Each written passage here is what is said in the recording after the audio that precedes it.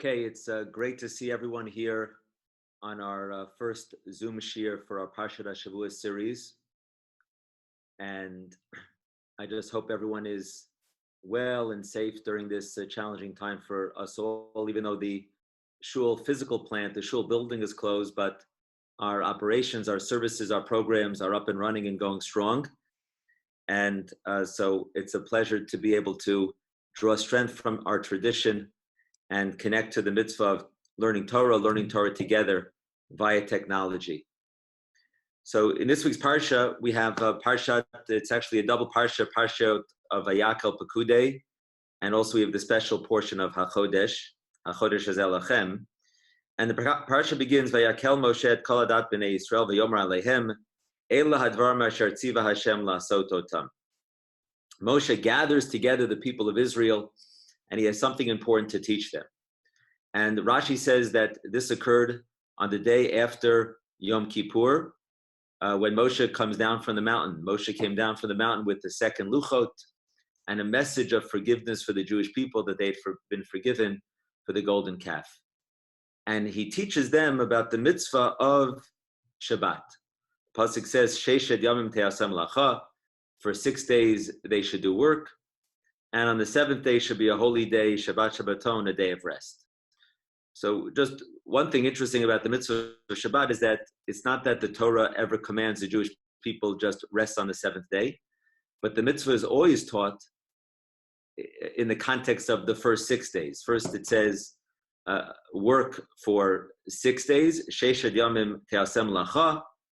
6 days you have to be creative, you have to work, you have to try to improve the world.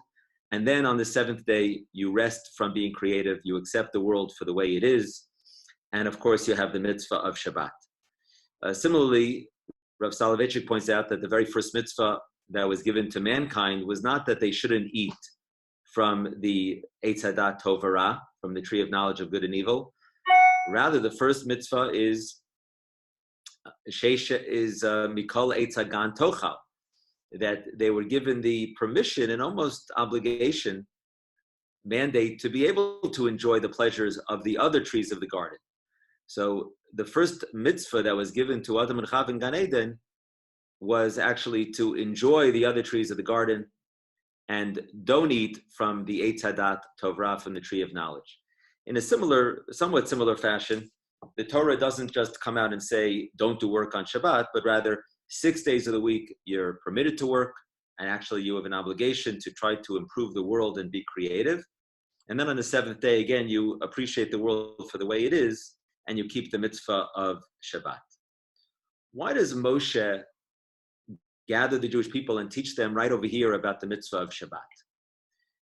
So one possibility is that it's connected to the story that happens previously, which is the story of the golden calf. And indeed, not only do you have the mitzvah of Shabbat over here right after the golden calf, but the mitzvah of Shabbat is mentioned right before the whole episode of the golden calf. The mitzvah of Shabbat brackets serves as bookends for the episode of the golden calf. And perhaps there's a deeper meaning there and the message in that relationship between Shabbat and the Chet Egel. Perhaps Shabbat is the antidote or the opposite to the golden calf. The golden calf was a focus on the physical.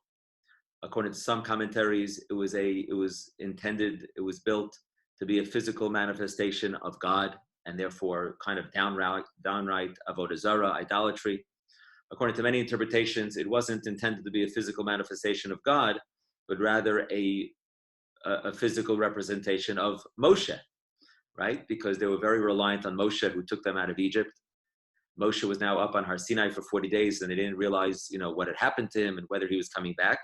And so the Ramban seems to understand that in this way, that the calf, as terrible as it was, and as misguided as it was, but it wasn't downright avodah zarah, but rather it was meant to be a substitute for Moshe.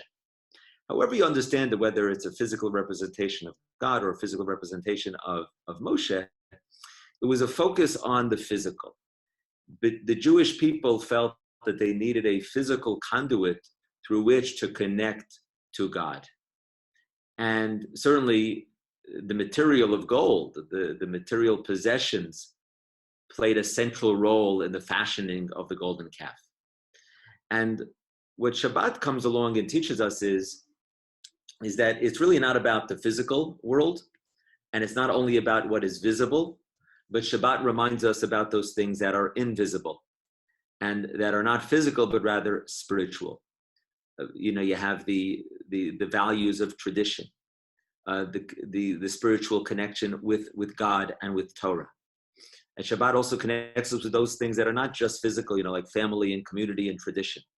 And so perhaps Shabbat is placed specifically prior to the golden calf and after the golden calf to teach us that Shabbat is the antidote to the golden calf. Throughout the week, we focus a lot on the physical world around us. We utilize our possessions and try to fashion and shape the physical world. And then in Shabbat, we shut off our electronic devices, we disconnect from the physical world, and we connect to the spiritual. So while the egel, the golden calf, is more of a focus on the physical, Shabbat is a turn towards that which is not always visible and a turn towards the spiritual. Perhaps that's the reason why Shabbat appears as the first section of our Parsha. Now, another reason why the Shabbat appears here is not because of its connection to the golden calf, but rather because of the connection to the Mishkan, right? The command, the blueprint to build the Mishkan appears in Parshat Truma Tetzaveh. And now in these upcoming two Parshat of Vayakel Pekudei, it's the execution of the plan, and it's the building of the Mishkan. So prior to the building of the Mishkan, we have the mitzvah of Shabbat. So one reason why the Shabbat is here is because of its relationship to the Cheder Egel, as we just discussed, but perhaps Shabbat is here also because of its relationship to the Mishkan. All the activities the sages learned and have a tradition that all the activities that were utilized in building the Mishkan were the activities that are forbidden on Shabbat. And there were 39 different malachot, arba'im chasar achat, there were 39 malachot utilized in fashioning and shaping the sanctuary of God, of the Mishkan. And it's those specific activities, those 39 malachot, that are forbidden on Shabbat. But also Rashi teaches us that the reason why Shabbat comes here prior to the building of the Mishkan was to teach us she'eina dochet haShabbat, that the building of the Mishkan was not allowed to take place on Shabbat, which of course is related to the fact that those things that were used to build the Mishkan are forbidden on Shabbat. But in a more general sense, this major project of the building of the Mishkan did not override the Shabbat. And perhaps the message over here is that the ends don't always justify the means. And even though the end here was this noble, grand project of building the Mishkan, but the process of building needed to be done honestly, with integrity. The funds needed to be from kosher funds, so to speak, but also it was not allowed to be built on Shabbat. So a Shabbat takes precedence over the Mishkan, and the Mishkan doesn't override the building of the Shabbat, and it teaches us that idea. It's one manifestation of that idea, that the ends don't justify the means. And we know that if a person steals a lulav, for example, to perform the mitzvah, not only did you violate the prohibition of stealing, but Chazal understood that you're not in fulfillment of the mitzvah. That when you are involved in immoral or unethical means, that's going to undermine the fulfillment or the achievement of the end. And so Shabbat is here prior to Mishkan to say that, yes, you must build the Mishkan, but it has to be done in the proper way, and certainly not in a violation of Shabbat. Now, Vayakel Pekudei is really a recapitulation of Truma and Tetzaveh. And rabbis have a little bit of a challenge to try to make these parshiot interesting, because it is really just a repeat of Truma and Tetzaveh in large part. So the question is why, once we have the whole blueprint and discussion of the building in Truma Tetzaveh, a couple of parshiot ago, why is it necessary for us to have this entire section of Vayakel Pekudei? So one possibility is that there's really there is a difference in the order of the sections in Vayakel Pekudei. we mentioned this in Shul a couple of weeks ago, that by Truma and Tetzaveh, so the Aron, the ark, and the table, and the menorah are mentioned first, and then you have the walls of the sanctuary. Here in Parshat Vayakel, in the building of the Mishkan, so if you're following along in an Art Scroll Chumash, so it mentions first on page 522, Perek Lamed Vav Pasuk Chaf, it mentions the building of the walls of the Mishkan first, and then it has the ark, the table, and the candelabra. So why the change in order? And the rabbis in the Gemara say that this was a debate between Moshe and the chief architect of the Mishkan, where Moshe presented it as the ark, table, candelabra first, and then the walls. And then the chief architect responded and said that usually when you build a house, you build the walls first, and then you bring the furniture and appliances inside. And if I build the ark and the table and the candelabra and the other utensils, and I don't have a wall, I don't have a structure, so then where am I going to put the appliances? And it must be that God told you that you should build the wall first. Isn't that true, Moshe, that God said it to you that way? And Moshe at that point said, it must be that you were in the shadow of God, B'Tsalel, and you're indeed correct that that's the way God told me to do it, that he told me first to build the wall and then to build the utensils of the Mishkan. So firstly, this is an interesting account as to how the chief architect got his name of B'Tsalel, by recognizing that you needed to have a process of building the Mishkan in which he built the walls first and then put in the utensils. But secondly, what's really going on here is a debate between Moshe and B'Tsalel.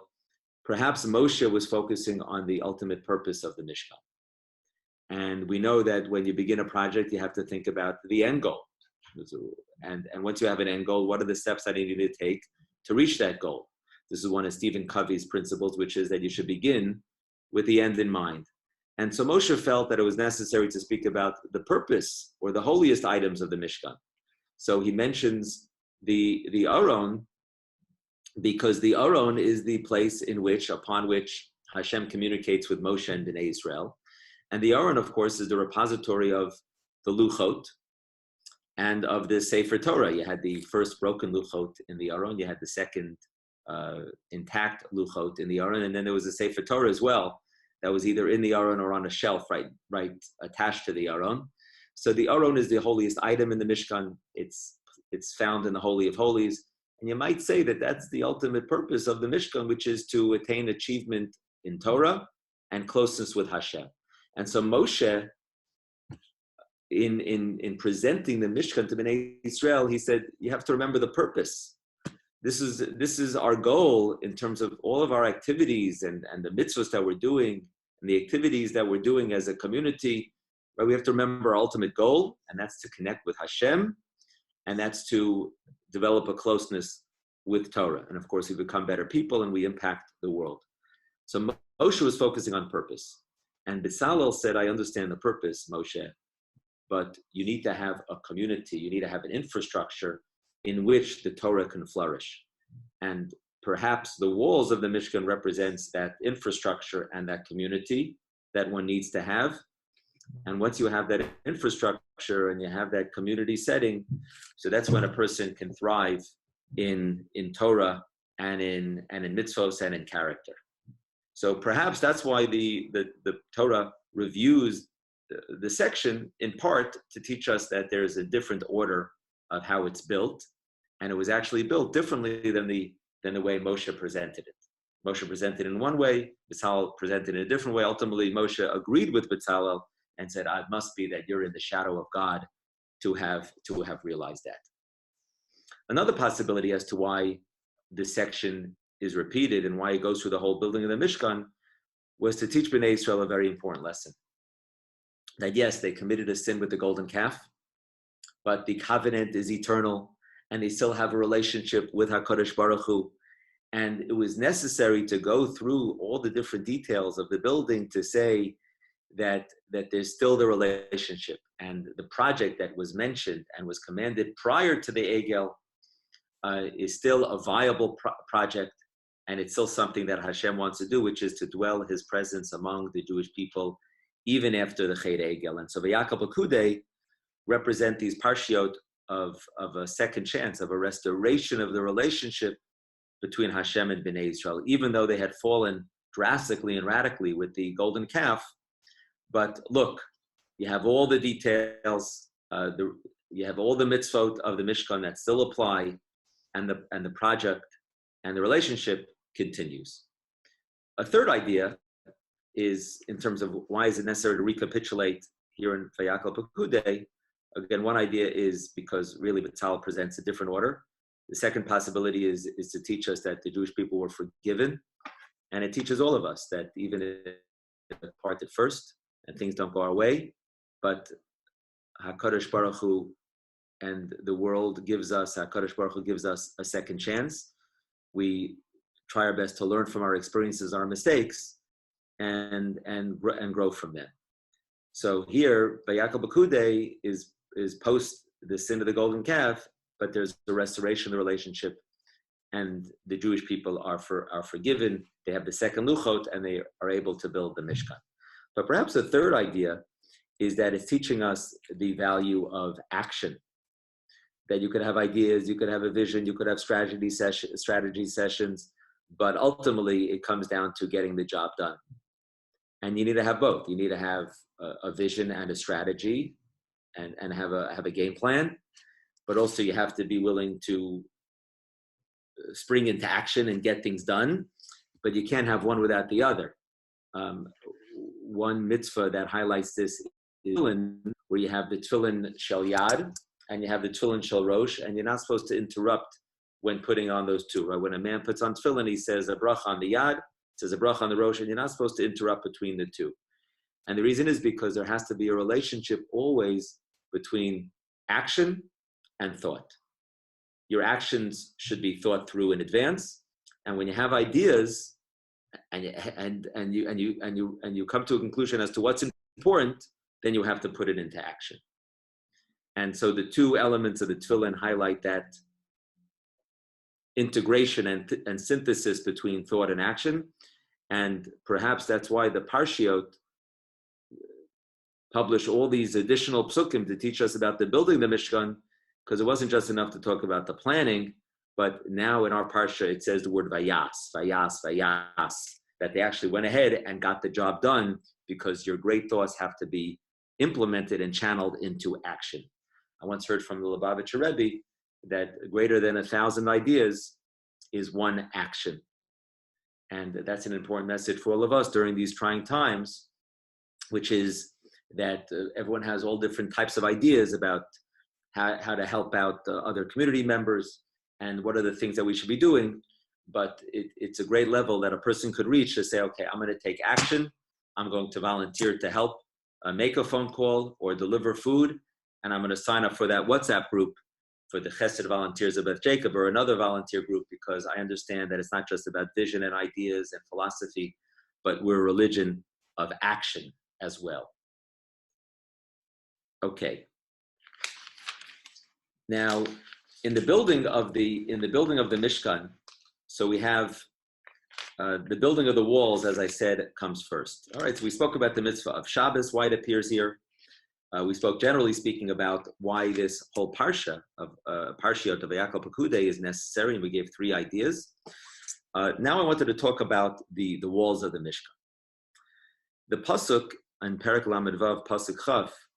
So there's an interesting way the word krashim is mentioned. It says, "Vayas et hakrashim la Mishkan."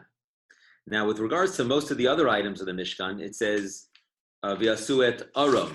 Right? It says that, and especially in Truma Tetzaveh, when it introduces the different items, say like make the aron or make the shulchan.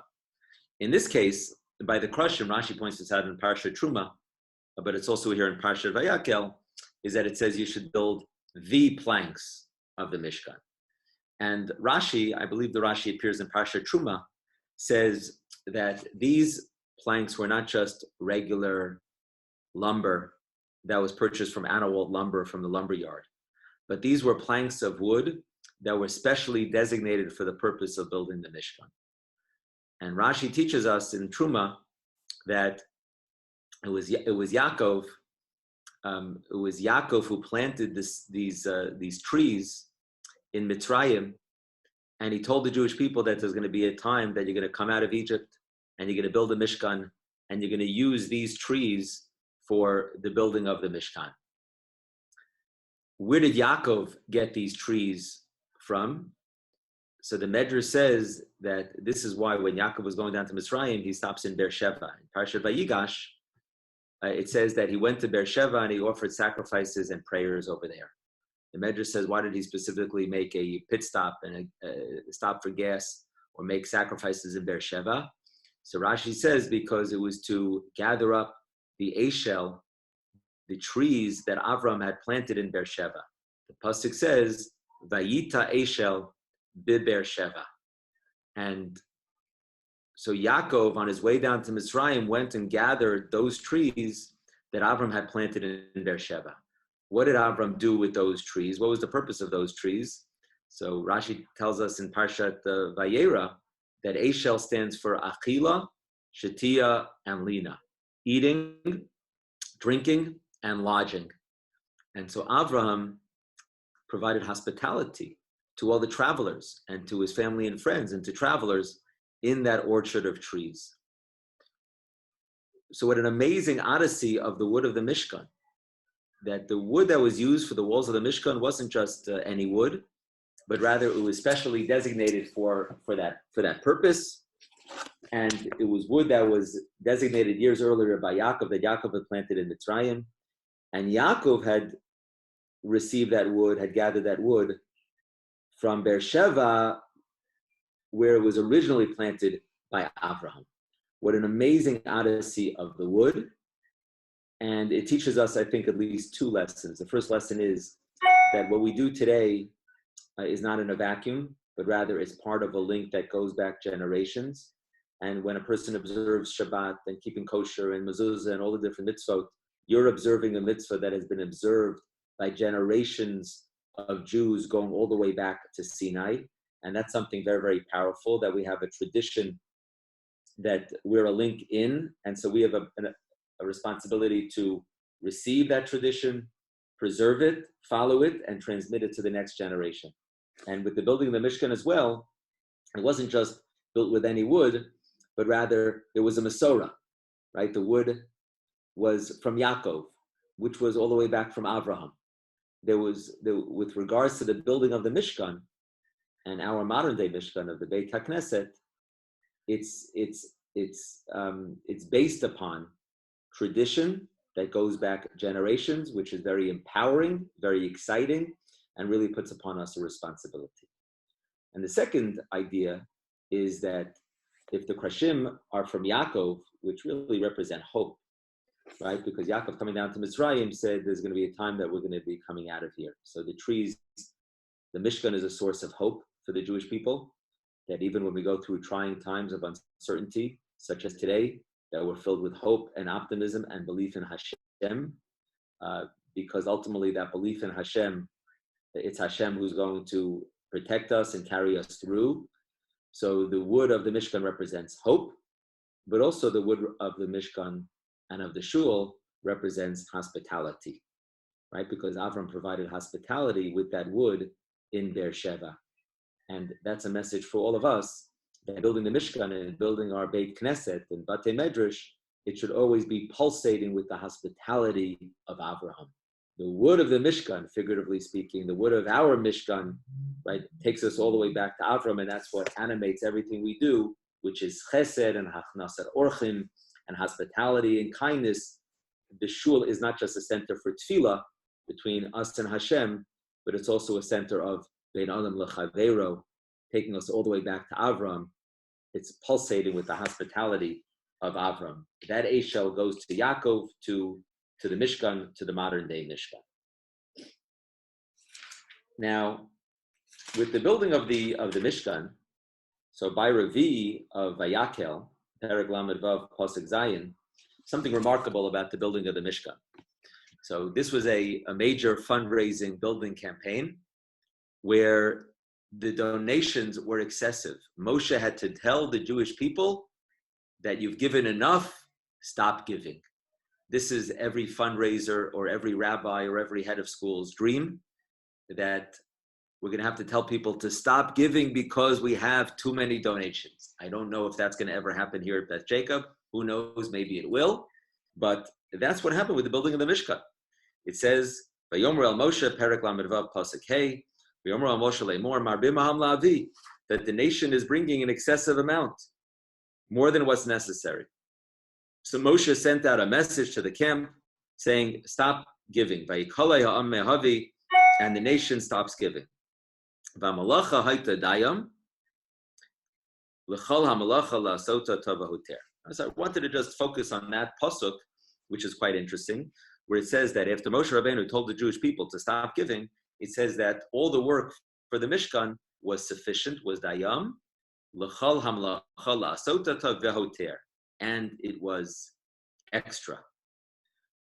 So that seems to be an internal contradiction of sorts, because which one was it? If it's dayam, dayam is from the word dayenu, so that means it's exact. Vahoter means from the word yoter, that means extra. So if you had extra, then of course you had sufficient. And secondly, it seems like you might even say that there's a contradiction between those two words of dayam vahoter. If it's exact, then it's not extra, and if it's extra, it's not exact. So I saw two different interpretations about this pasuk, where one interpretation is that really the donations to the Mishkan was vahoter, and that there was so much coming in that it was an excessive amount that it was almost impossible for Moshe Rabbeinu to use all the items that came in. The problem is, at that point, is that some of the Jews might become distraught and depressed that their donations, whether it was contributions of money, of gold and silver, or the contributions of the woven tapestries, they'll despair and be distraught and depressed that their donations were not utilized in the building of the Mishkan.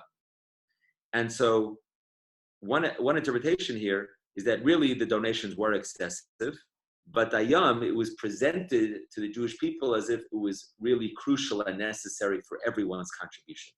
Every single person's donation and contribution to the Mishkan was indispensable, was at least somehow conveyed to the Jewish people as such, or was made to be as such, that even though in truth it was vahoter, it was extra, but it was a statement to the Jewish people that your contribution was still necessary. You play an indispensable role in the community. The second interpretation is almost the opposite, which is that no, really the contribution to the Mishkan was sufficient and exact as to what was necessary. The problem is that if that were the case, then someone might reach the conclusion and say, it was because of me that the Mishkan was built. I'm the one who built the Mishkan, and it could lead to a certain haughtiness or arrogance on the part of the people that without me it wouldn't have happened, and I built the Mishkan. And so really, in fact, it was sufficient, but vahoter was presented to be vahoter to instill humility on the part of the Jews. And I'd like to suggest, sort of to combine these two ideas, that this provides a blueprint for Jewish communal engagement. That on the one hand, a person should always have this perspective of dayam, which is that it's exact, and that I am indispensable. I have a unique personality with unique talents and also resources, and I must contribute to the community. I must contribute to whatever the project that's being discussed. I must contribute to Medinat Yisrael. And your actions are indispensable to the Jewish people and to the community. And so just like the Mishkan was. So v'hamalacha hatadayam, it was exact, it was sufficient, and it's necessary. However, at the same time, as we recognize that our actions are indispensable and are necessary, we should always approach holy matters and mitzvot with a sense of humility. And so we need to integrate dayam vahoter. We have to hold on to both of those values. We have to move forward, recognizing that I need to act because my actions are crucial, and without me, it's not going to happen. It's dayam. But at the same time, vahoter, you know what? Just like Mordechai said to Esther, that if you don't take action, revach v'hatzola yamala yehudim makom acher, salvation is going to come to the Jewish people from somewhere else. So we should always approach matters of holiness and mitzvot with a sense of humility. Ultimately, we're under God's control, and anything that we're involved in, we need the teamwork and participation of so many others.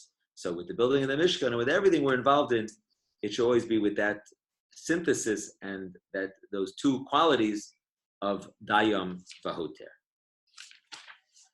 Now, in Parshat Pekudei talks about the accounting of everything that came in.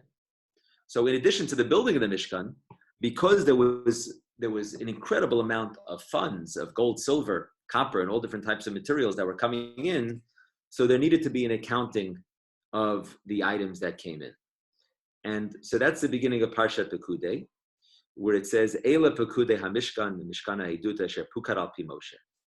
The following are the reckonings and the accountings of the donations and contributions that were given to the Mishkan. And firstly, this is interesting when it comes to a Jewish institution, that you need to have proper accounting, and there's accountability. And this was the case also by the building of the Mishkan, where it was necessary to show the Jews and for the leadership to make sure that everyone understood where the money went to and how it was spent, and that everything added up. Now, the Medrash highlights something interesting where it says, "Vahi ma'at kikar kesef," that there was 100 kikar kesef that was used for the sockets of the Mishkan.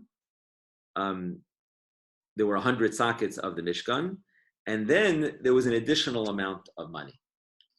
And so I like to thank Rabbi J.J. Schachter for making me aware of this Medrash, where the Medrash says that when Moshe Rabbeinu was counting all the silver, so they knew that the 100 talents of silver had gone towards the 100 talents of silver had gone towards the sockets of the Mishkan, but they were wondering about, there were 1,775 additional shkalim that were unaccounted for.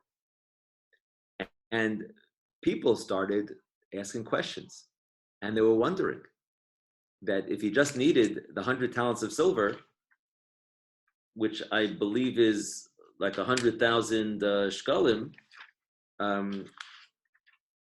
so no, it's actually more than 100,000 shkalim. It was a total of around 300,000 shkalim. And so in addition to the 100 talents of silver, so they had this additional money that came in as revenue, but nobody knew how it was spent. And the Medrash says that some of the Jews started questioning Moshe and becoming suspicious that perhaps, as crazy as it sounds, Moshe had pocketed the 1,775 shkalim. And the pasuk then says, "V'yata elef u'shva hameot v'chamisha v'shivim asa v'avim la'amudim v'tzipor Hashem v'chishakotam." That there were 100 talents of silver that were used for the 100 sockets, and the 1,775 shkalim were used for the hooks of the Mishkan. And the Medrash says that it was almost like divine providence that guided the eyes of the Jewish people to recognize these silver hooks that were used to connect the different parts of the Mishkan. And firstly, it's just interesting and incredible that people were questioning the integrity of Moshe, and that there are no leaders who are above the law and are above suspicion. And but of course, it's necessary for the Jews, hopefully, to give Moshe the benefit of the doubt and to give leaders the benefit of the doubt until proven otherwise. But at least you see from here that the Jewish people were suspecting that perhaps Moshe had taken the money for himself. But secondly, these hooks of the Mishkan are very interesting, because at first the Jewish people didn't notice them. Only after the divine providence kind of guided their eyes to see them, that's when they realized the hooks of the Mishkan. And the hooks are called vavin, because a vav is shaped a little bit like a hook, right? It's a straight, and then it's curved at the end. So a hook is called a vav, and a vav is utilized in Hebrew to connect, right? It's used to connect two different topics. Ve'ela ha-mishpatim connects mishpatim. Vav is and it connects two topics. And the vav is a hook that connects different items.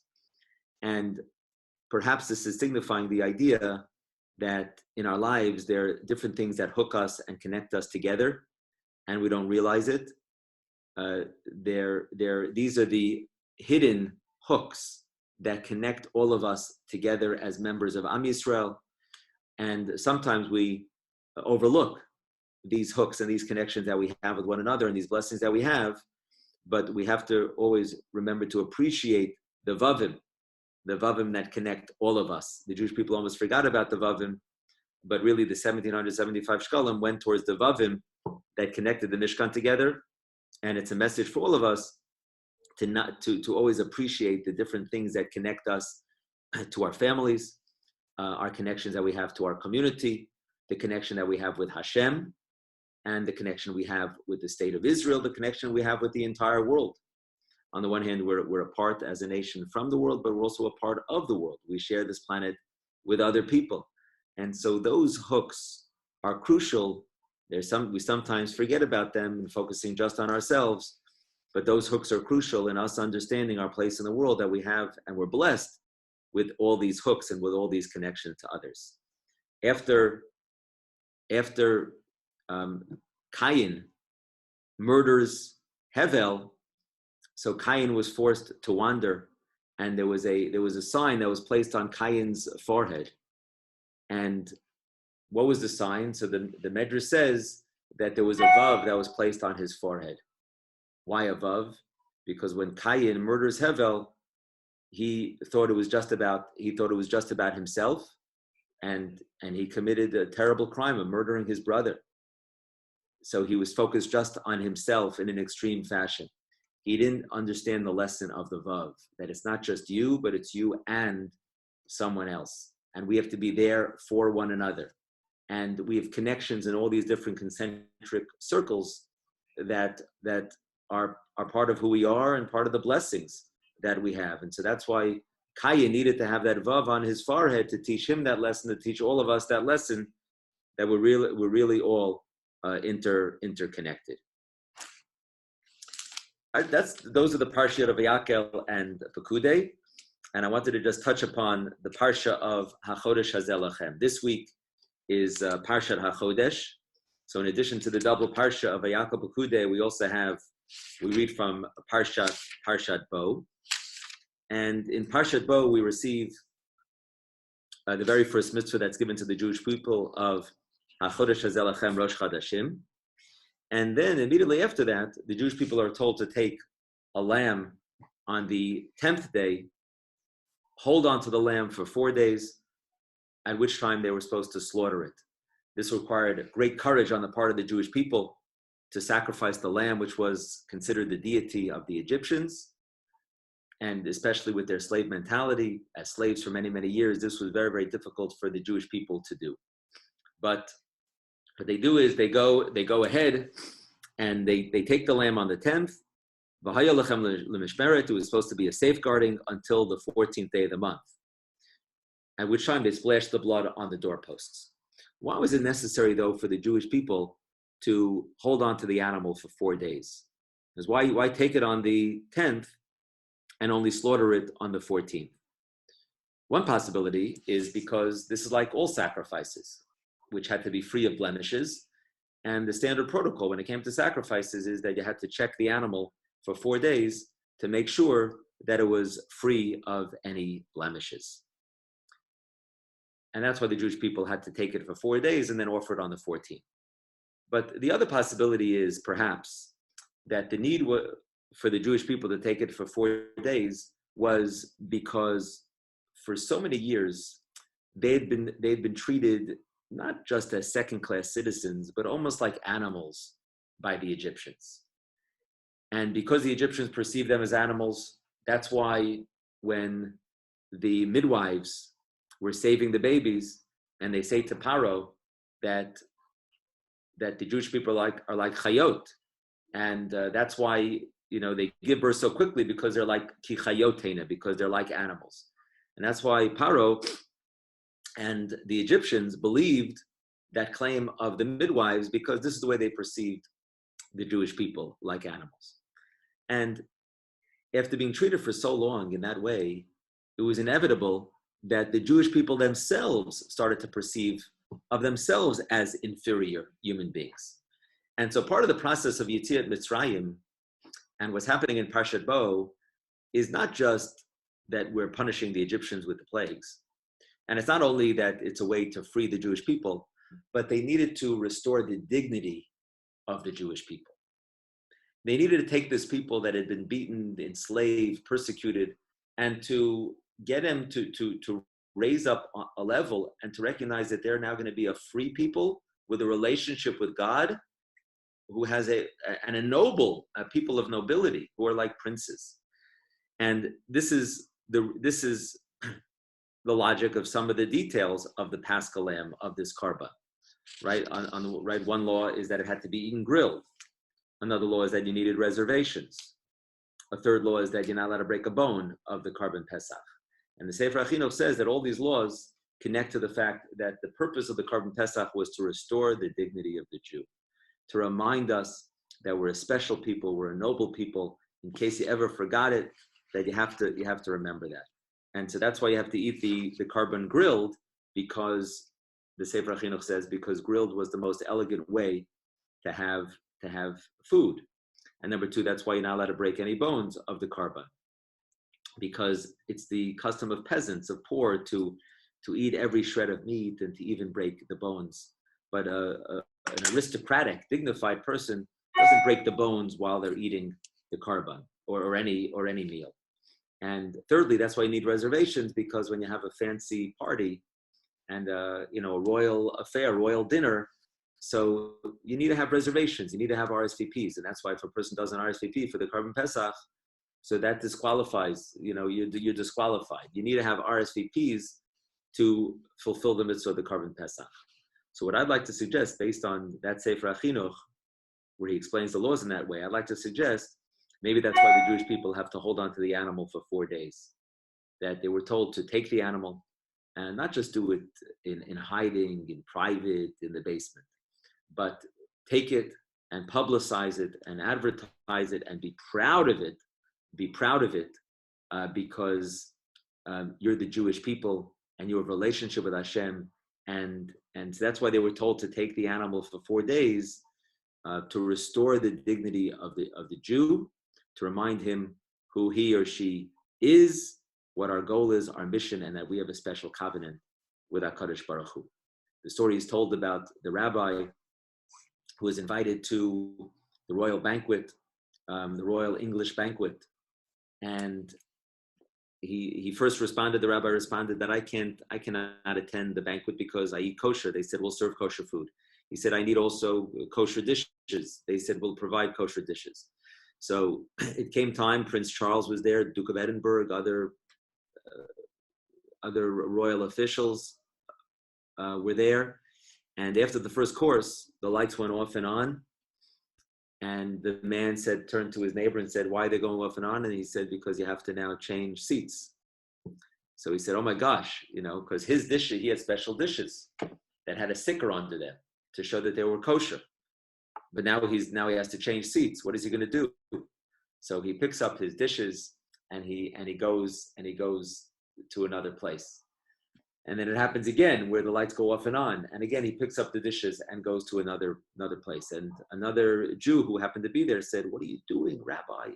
You're embarrassing us. You're carrying your dishes around. That's not appropriate. And the rabbi responded, but this is keeping kosher. And when we have to keep kosher. At the end of the meal, when everyone was saying goodbye to the royal officials and the rabbi came to Prince Charles, the prince asked him, why were you carrying your dishes? So he explained to him about the rules of keeping kosher.